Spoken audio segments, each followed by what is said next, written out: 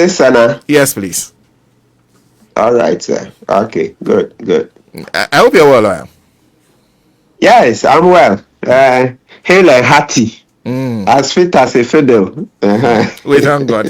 We thank God. We thank God.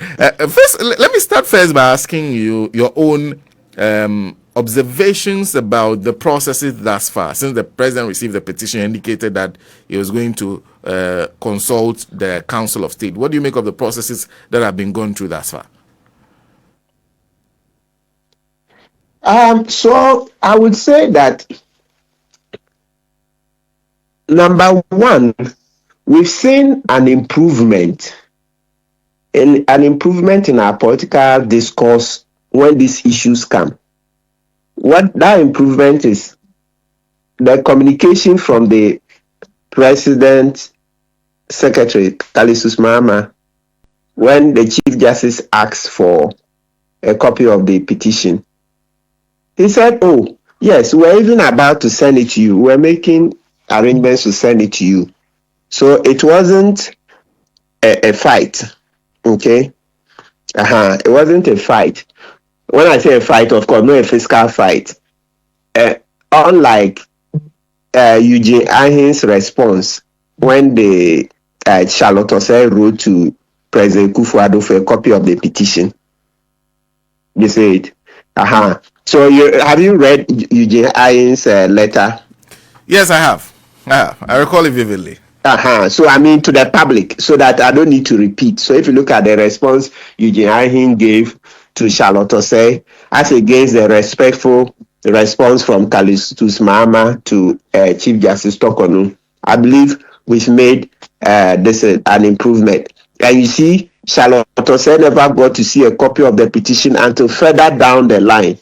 But this one, you see, Chief Justice Torkono got it and then quickly responded. All those things. So far, I believe we are making progress. So we shouldn't retrogress again. We should not. All right. That's point number one. Point number two, I also see that this time, at least, the petitions have been kept secret. You see, they've been kept secret. But the Charlotte Osei one, the details were brought out. You see that then? So the secrecy element was broken. This time, at least, the Chief Justice has some dignity because the allegations have not been thrown out there and have not resulted in a furor or endless debates and all those things. So that's point number two, that the process this time looks better because Article 146 of the Constitution, the whole architecture of it, is designed to ensure that there is secrecy so that the person doesn't lose dignity even in the process. Because can you imagine if we had heard the allegations publicly and we had started discussing, some media will insist on discussing, they wouldn't mind that under Article 146 people should wait. But if you look at the Charlotte Osei one, yes, stuff came out and Charlotte was kind of, Miss Osei was kind of embarrassed, went through trauma, all those things. So that's point number two in terms of improvement. Then point number three, also this process has brought to the fore the need for us to flesh out the law. Article 146 is too scanty. So we need to make more rules to guide the process. You remember Vincent Ekwasefue's lawsuit. A part of his lawsuit is that once a copy had not been delivered to the Chief Justice, a copy should not be given to the Council of State. You see, this kind of arguments, sure, some will happen again in future. So it's better that we flesh out the law. And indeed, the Supreme Court said the same thing in Frank Ejechum versus Attorney General. That case was decided as far back as 2005, 2006. Okay, so that's 20 years ago. 20 years ago that they said, hey, let's make full rules. 146 is too narrow. The spirit is in 146. Let's flesh it out to give a lot of the rules. When will the person get a copy? When will Council of State get a copy? To reduce the bickering, etc. So my next point is that the fourth point is that please, this time round, the rules of court committee should try and work on it so that we'll have full rules. Maybe to, yes, the Constitutional Review Commission too will have a look at it, how to further improve it in the new constitution. But whatever it is, we cannot put all the rules for those impeachment proceedings into the constitution. It's not possible. No matter how the review commission tries to improve 146, they cannot end up putting all the rules into the constitution. The constitution become too bulky. Then everybody will come and say they want all of their rules in the constitution. No. So that's my next point. So far it's good, except for the downside. The major downside so far is the press conference that the minority held yesterday. They bastardized the system, bastardized the judiciary, bastardized our governance system. So far, they are the ones that have, deducted our points on the democracy index. How have they done that? Because essentially they are suggesting to the judiciary that the removal of the CJ will leave everybody vulnerable and open to being removed, that they should all speak against it. They are also saying we shouldn't. Essentially, they are saying the CJ should not be touched at all. Everything should be stopped. But you see, good, all well and good, but we don't know the contents of the petition. So how can we go with them? Because we are also rational human beings. If we knew the contents of the petition, then, and also whatever other thing there is, the response of the Chief Justice, then we'll be able to reason with them. But here is a case, maybe they have sinned, we haven't sinned. So how can we go along with them? We are also lawyers. We are lawyers like they are. Lawyer Dako, he's a lawyer. I'm also a lawyer. So how can Lawyer Dako come and tell me that a petition is frivolous? The next CJ is a sympathizer of the NDC, such unsavory things, and yet he has not shown me the evidence. And I think I should follow Lawyer Dako, the MP for Swami. How am I going to do that?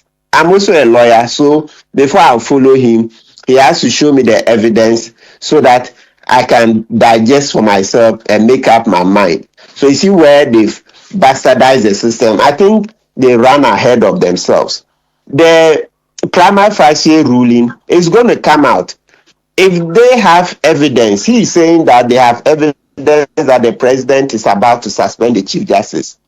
Implicit in that statement is that the prima facie ruling has gone against the Chief Justice. That's the meaning of what he's saying. You see, he says the president is about to suspend the Chief Justice. I didn't get to hear the whole press conference. I don't know if he said it expressly, but from the little that I've heard, and he's saying the next Chief Justice is a party sympathizer of the NDC, etc. The meaning is that as things stand now, the prima facie determination is gone against the Chief Justice. The things they use for their analysis is not always only law. They are also looking at votes, etc., how to look good. But me sitting here, that's not what I will use.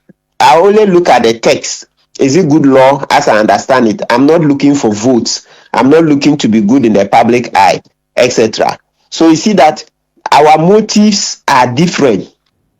They are different. So I cannot rely on a politician who has seen a document and is now giving me his interpretation, when I also am at least equally qualified to also be able to read the document and make up my own mind. So that place, they goofed. They've caused trouble. I call it the crossing of the Rubicon. Okay? The crossing of the Rubicon, meaning that, in the Julius Caesar, Pompeo, crossing of the Rubicon means a point of no return. With the way they've come to bastardize the system, what will naturally happen in Nkrumah's Ghana is that the other side will find ways of bringing out information to show that what the minority is doing is just politics. Because they will also sit down. They will sit down to be run down. Because so far the whole system, the process has been kept secret. So with the minority wading in and seeking to score political points and now running down the petition, calling it frivolous, etc. Have you heard? Did you hear that side? Yes, I did. How can you call somebody's petition frivolous? When you do that, that's what I call the crossing of the Rubicon, because you are insulting the petitioners and their lawyers, etc. You are daring them. So then they will also show you what they are capable of. So it's a huge risk. That's unnecessary. It's a needless, huge risk, because they also they will fight back. They will fight back. And so, as I said, we should watch this space. Something will come out, because you can't go and run down the petitioners and their lawyers, etc. If not for anything at all, at least they are also led by lawyers, people who are equally qualified, like Lawyer Dako. So before you say things that will impugn the integrity of your colleague lawyer, hey, you should, have basis. That it's not you alone who will see the basis, but everybody too should see the basis and make up their mind. Because to go and call somebody's petition frivolous, frivolous means that it's so trivial, a waste of everybody's time. Something that somebody is taking to a lawyer, maybe probably paid money, etc., for the lawyer to do it, and the lawyer leading him, the lawyer's integrity too is on the line, everything. Then you go and call them frivolous. Why? Then you are insulting them, you are daring them. When I say insult, it's not like, oh mama, oh papa, no. But what you are saying is that they don't even know what they are doing. So it's a form of insult, but not the everyday your mother, your father, not that type. But you mean that they don't know what they're doing. So you've dared them. And when you dare them, it means they will also be this motivation. Hello, La. I think we have having problems with the connection to him. We hope that connection defend themselves by showing that, oh, it's not frivolous. So. And I'm wondering how you think this should be treated by those who are handling the process so far. Because we're still having the same problem. Laura, can you hear me? Can you hear me? Yeah, I can hear you. Okay. We lost it. I've ended the sentence. Okay, we lost it there, and I think we're having problems with the connections. But I wanted to ask you how those who are handling the process are supposed to treat this, the government side, how you expect them to respond to this whole press conference that was organized.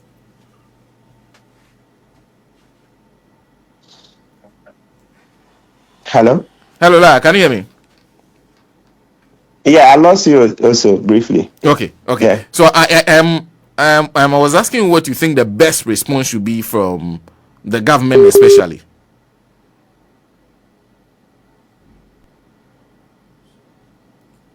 Well, hello. Yes, I keep losing you. That's a challenge. But I was asking what you think the best response should be from government.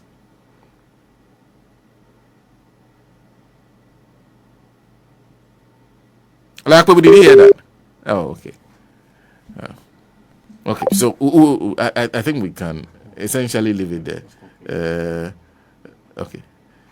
Let's see if we can just conclude with him and then move on to other resource persons that we have. Thank you very much for joining us. I was going to conclude on the point of what you think should be the best response from government, because this seems to be directed at how the government is handling this whole issue. Well, the best response would be that, one, when the prima facie ruling is out, they should publish it. You remember President Kufuor published his prima facie ruling, where petitioned him for the removal of the Chief Justice. So we saw the grounds and how the grounds were thrown out. So government, since Lawyer Dako is saying then that the prima facie ruling is out, then it means that the government should immediately publish it. Let's all read. Then we'll know where the chips will fall. And thank you very much for making time to speak to us. You're welcome. Well, that's Martin Kpebu joining us. He says this is essentially the minority crossing the Rubicon. So a point of no return.